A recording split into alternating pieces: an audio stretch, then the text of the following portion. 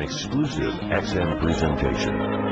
Jim Norton is about to get unmasked. Unmasked. Truth in comedy. Swimming through the inner soul of the comedic mind. Unmasked on XM Satellite Radio. Brought to you by BowDogLife.net. Playing poker has never been easier. Sign up for free today at BowDogLife.net. Pay no attention to that man behind the curtain. I remember my girlfriend and I were watching Oz, and she's like, "Do you think you'd be raped in prison?" I'd be raped in the bus on the way to prison. I was raped in Monopoly jail. You know, people are so obsessed. You know, don't get me sick, don't cough around me. You tell me you're OCD and I'll walk right. Come here. No, read off my sexual history and watch you panic and cry. This is Unmasked with Jim Norton, an XM exclusive comedy presentation. Now, from XM's Performance Theater, here's host Ron Bennington. All right. Welcome to Unmasked. I'm Ron Bennington. We are going to bring out a gentleman right now who you can hear on XM radio every single day on the Opie and Anthony Show. You can also pick up this new best-selling book. Happy Endings is the name of it. I hope everybody has already picked this up. It's something that you want to keep away from the children, but it's indeed a bestseller on the New York Times. He's got another HBO special coming up real soon. Put your hands together for Jim Norton. Jimmy.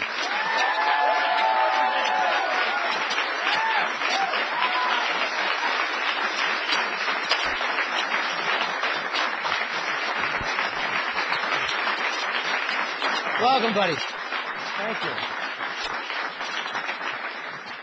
you. Now, the point here of Unmasked is to figure out what the comic is behind what the act is on stage.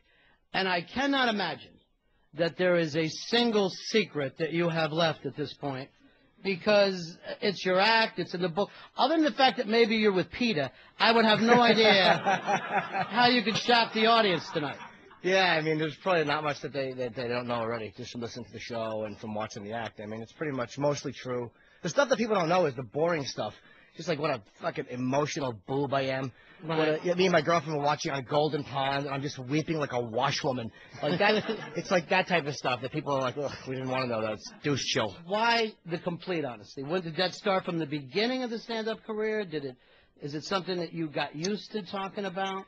I've always kind of, the guys I like the most were the honest comedians. I mean, you know, my favorite is Pryor, my idol, and he was honest. He talked about his mother being a prostitute, you know, his father being abusive, and it's like, the guys I've always loved did that. And I kind of always feel like there's so many hacks and so many, like, guys that are just doing the same shit. All I own is myself and my views on stuff. So if I'm not talking about myself, what the fuck am I doing up there? It's like, I kind of like that anything I do is mine to talk about.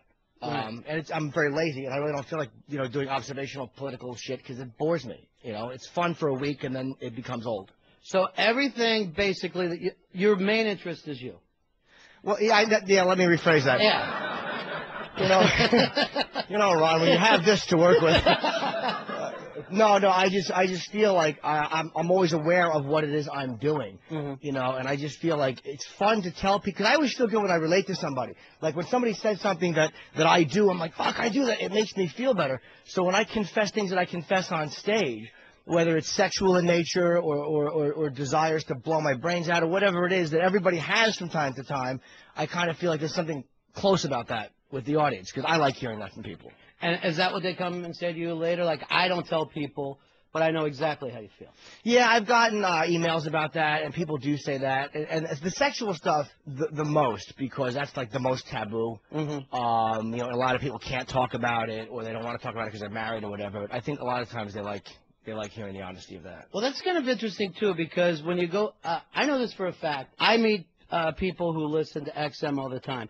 And I will meet women, and I'll go, they're going to ask me about Jimmy. Women will say, tell me about Jimmy Norton. Is it real? Is this an act? It seems to almost attract women to you. Well, it weeds out all non-hackers who do not pack the gear to serve in our beloved corps. You know, you'll come off stage and you'll meet a lot of those girls who want to, like, take the Jimmy Norton experience. Well, the majority of women aren't attracted to what I do. It's just the ones that are know what they're in for. You know what I mean? Right. It's like if there's 50 women, maybe 3 will like me, but all 3 of those have a full bladder. Right. They're all gamers. Yeah. They're what we call good eggs.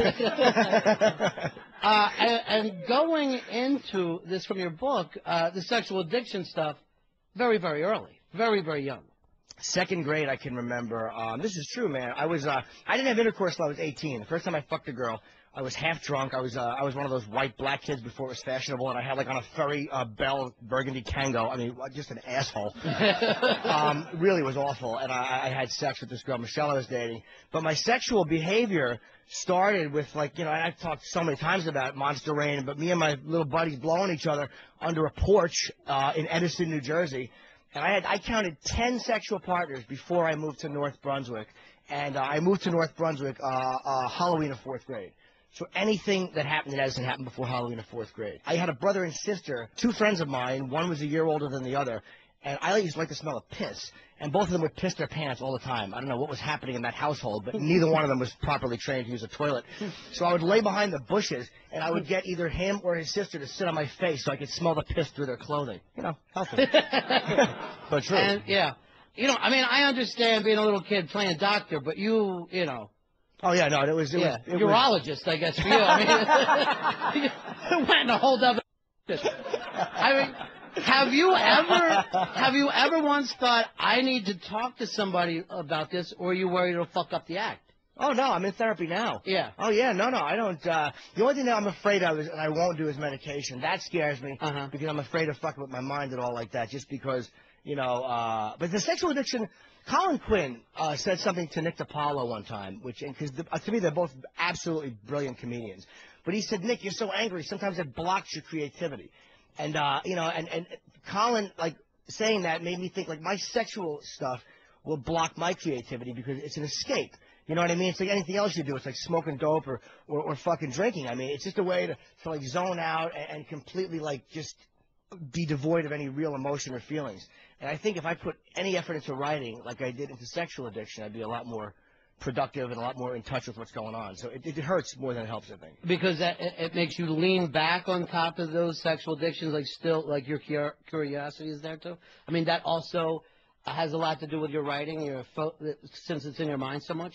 Yeah, I think so. I mean, when so many hours a day are spent focusing for real, not just, you know, like, you know, yeah, I jerked off to that, but I mean, literally, when you're fucking, like, you know, when you go through 3 prostitutes in a night sometimes because you just need that perfect high to come, you know, it's like doing drugs again, man. I've been sober a long time, but that's what it's like. And maybe if you ever conquer that, you will work outside yourself. You will go, hey, CNN had something interesting on. Yeah, that'll become a self-important douche. You ever notice? All right, let's go that way, because you do seem like a guy who will say not everybody is a comedian. Some of the comedians go in here and say it doesn't matter what type of comedy it is. But for you, there are hacks. Yeah. And there are people that you don't think, I'm in the same business as them. Yeah, I mean, well, hacks are funny. I mean, a hack joke is like McDonald's. Those are funny jokes, so hacks always do well on stage. You know what I mean? Hacks are not that easy to spot, and that's why comedians hate them, because you watch a guy, it's almost like, it's like someone saying, wow, that was a wonderful painting, but it's fucking painting by numbers because you saw him backstage and you saw like the one and the red, and that's why it annoys comics. It's not a jealousy thing. It's like, it's just irritating because you kind of know how they came to that stuff. But yeah, there's plenty of hacks. I mean, guys, I love Patrice. I love guys that talk about themselves and their own lives. All right, for you, you're saying, all right, you don't paint by numbers. You're what, throwing paint up there, and you have to be in that moment. No, I'm not. I don't mean it like I'm a renegade either. Like, I mean, I do want the picture to look nicely, but I mean, I fuck up a lot. You know, I mean, and it's like I don't want to paint by numbers. And again, I don't think I'm up there doing Andy Kaufman either. But you try to strive for some kind of originality, otherwise you're shit. When did you find that this is the character? I mean, was that early on? Is this kind of the same Jimmy Norton we would have seen 6 months into his career, or what? No, I was an embarrassment. I watched tapes of myself from the old days, and I can't, like, when I first came on, I literally cannot watch it. I'd rather watch myself blowing somebody on film. And those are available. Oh, they certainly are. Yeah. So, at what point did it kick in for you that you said, I'm not on the right track? I don't know, man. It's just from being on stage every night. Yeah. It just kind of happens. There was no moment or no light. It just kind of happens from performing night after night after night.